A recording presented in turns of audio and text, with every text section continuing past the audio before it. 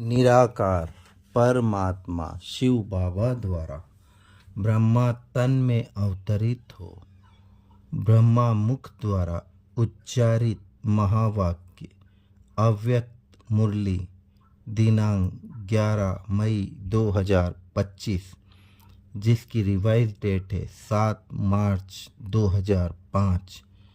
मुरली का शीर्षक है संपूर्ण पवित्रता का व्रत रखना और मैंपन को समर्पित करना ही शिव जयंती मनाना है। आजकल बाप दादा ने बच्चों का चार्ट देखा, अपनी वृत्ति से वायुमंडल बनाने की बजाय कहाँ कहाँ कभी कभी दूसरों के वायुमंडल का प्रभाव पड़ जाता है। कारण क्या होता? बच्चे रूह रिहान में बहुत मीठी मीठी बातें करते हैं, कहते हैं इसकी विशेषता अच्छी लगती है, इनका सहयोग बहुत अच्छा लगता है, लेकिन विशेषता प्रभु की देन है। ब्राह्मण जीवन में जो भी प्राप्ति है, जो भी विशेषता है, सब प्रभु प्रसाद है, प्रभु देन है। तो दाता को भूल जाएं, लेवता को याद करें। प्रसाद कभी भी किसका पर्सनल गाया नहीं जाता, प्रभु प्रसाद कहा जाता है, फलाने का प्रसाद नहीं कहा जाता। सहयोग मिलता है, अच्छी बात है, लेकिन सहयोग दिलाने वाला दाता तो नहीं भूलो ना। तो पक्का पक्का बर्थडे का व्रत रखा है, व्रती बदल गई है। संपन्न पवित्रता, यह सच्चा सच्चा व्रत लेना व प्रतिज्ञा करना। चेक करो, बड़े बड़े विकार का व्रत तो रखा है, लेकिन छोटे छोटे उनके बाल बच्चे से मुक्त हैं।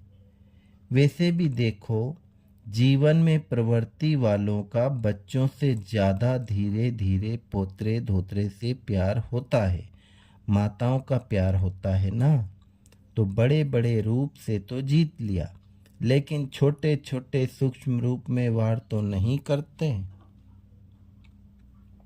जैसे कई कहते हैं आसक्ति नहीं है, लेकिन अच्छा लगता है।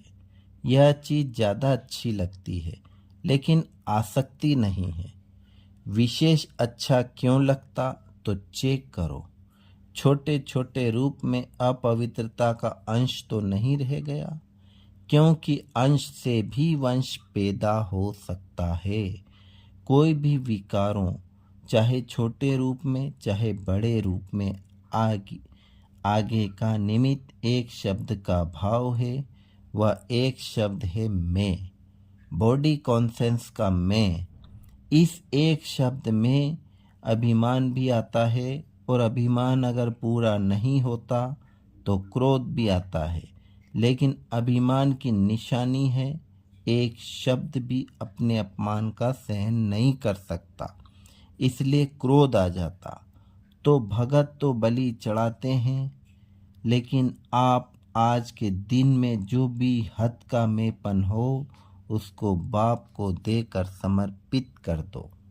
वरदान है आज का, सर्व खजानों की इकोनॉमी का बजट बनाने वाले महीन पुरुषार्थी भव। जैसे लौकिक रीति में यदि इकोनॉमी वाला घर ना हो तो ठीक रीति से चल नहीं सकता, ऐसे यदि निमित्त बने हुए बच्चे इकोनॉमी वाले नहीं हैं तो सेंटर ठीक नहीं चलता। वह हुई हद की प्रवृत्ति, यह है बेहद की प्रवृत्ति।